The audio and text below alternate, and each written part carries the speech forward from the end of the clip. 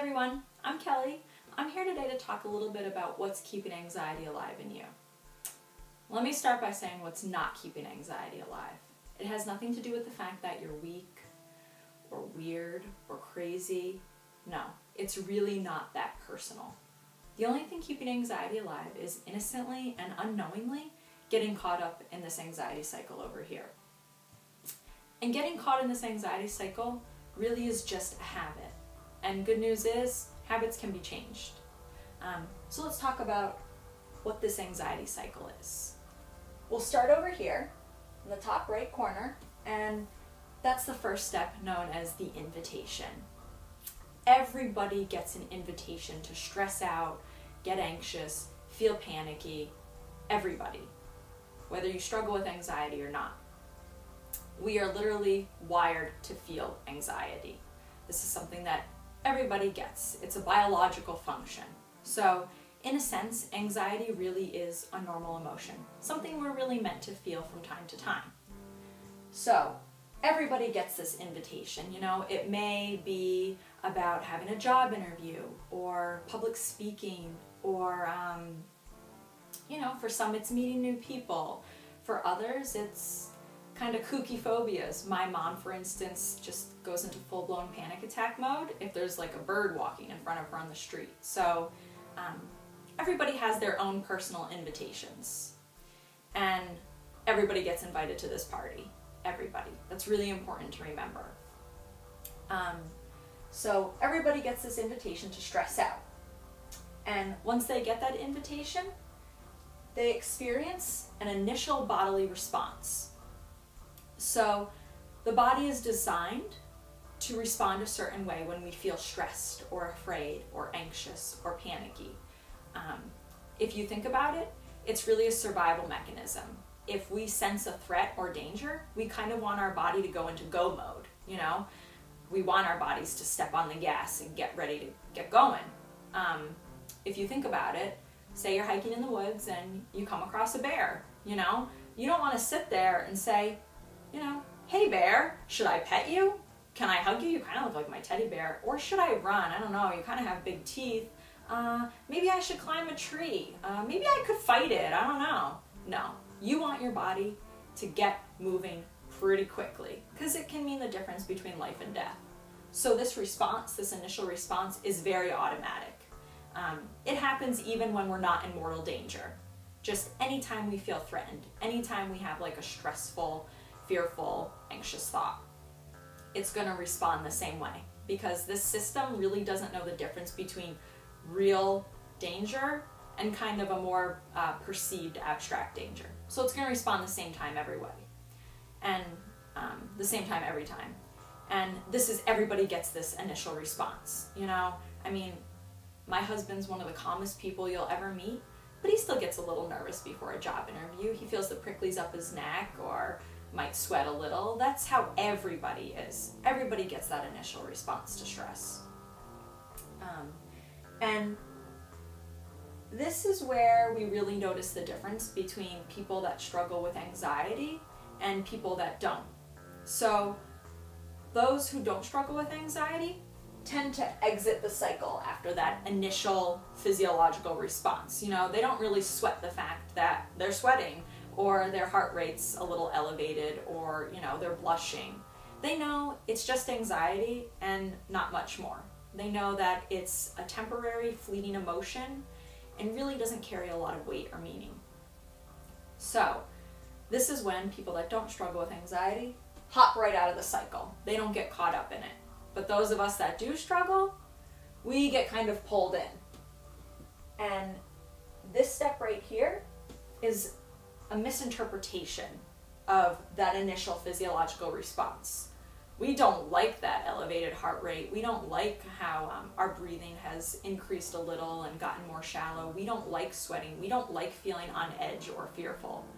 And we misinterpret it as something dangerous or some kind of indication of danger, or we see it as a threat.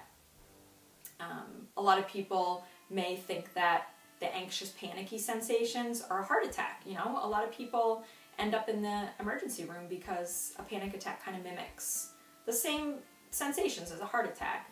So, it's not really our fault for misinterpreting it, because that physical response to stress and anxiety is really strong. It's meant to be. It's trying to get our attention and tell us to act when there's danger. So it's no wonder some of us misinterpret it.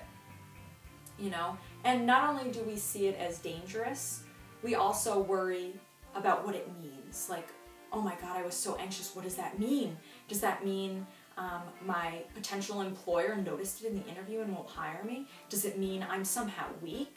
Does it mean I'm awkward in social situations? Not only do we misinterpret it as kind of dangerous and scary, we misinterpret it as something really meaningful and really significant, when really everybody feels the same way when they're anxious and has those same initial thoughts. So this stage right here, the misinterpretation of the response, is where we really kind of get caught up in the cycle. And after that misinterpretation of the response, our body floods with stress hormones, like adrenaline. I'm sure you've heard like an adrenaline rush, that's what it is. Cortisol, things like that. And we go into fight or flight mode. That's what that surge of stress hormones does. And it's because when you're having a lot of scary internal talk, your body's gonna react fearfully. It's gonna react like it's threatened. So it sends that surge of stress hormones through your system, getting you ready to act, ready to run, ready to fight. And there's no mistaking this fight or flight response. It feels pretty terrible. You may notice yourself feeling dizzy, you may have trouble focusing, you may feel lightheaded, you may notice like tingling around your mouth, hands, feet. You also may have thoughts like, oh my God, this is it, I'm definitely dying. Or you may have like a really strong urge to escape and leave a situation. Some other ones are like nausea, or like I need to go to the bathroom right now. So this fight or flight response is pretty uncomfortable and it's pretty scary. But the good news is you'll always reach this step right here, which is relief. Relief always comes. Your body cannot physically sustain the fight or flight response for too long. It only has so much energy and so many stress hormones on reserve. So once it uses it all up, the relief will come. And most panic attacks peak within 10 to 15 minutes. So the worst of it will be over within 10 to 15 minutes. So no matter what you do, even if you do nothing, relief will always come. So rest assured, it can't last forever. And after that relief, kind of comes this anticipation step, where we reflect on what just happened, and we usually respond very fearfully. We're like, that sucked, that was not fun, I never want to feel that way again. And we start looking for evidence about why we felt that way. We may say, oh, it's because I was in the middle seat on the airplane and not the aisle seat, so I just felt really crammed and suffocated and claustrophobic. Okay, next time I'll make sure to get the aisle seat. And we start trying to like control all these different factors in a sense to stay safe. We may also avoid situations or leave them early, like a staff meeting or something like that. And really, these behaviors don't protect us. They just reinforce the fear. They reinforce the fact like, oh, you do have something to worry about, so you have to take all these safety measures and then you'll be okay. So we kind of get tricked into thinking that anxiety is dangerous enough that we have to act on it. So that's what the anticipation stage is all about.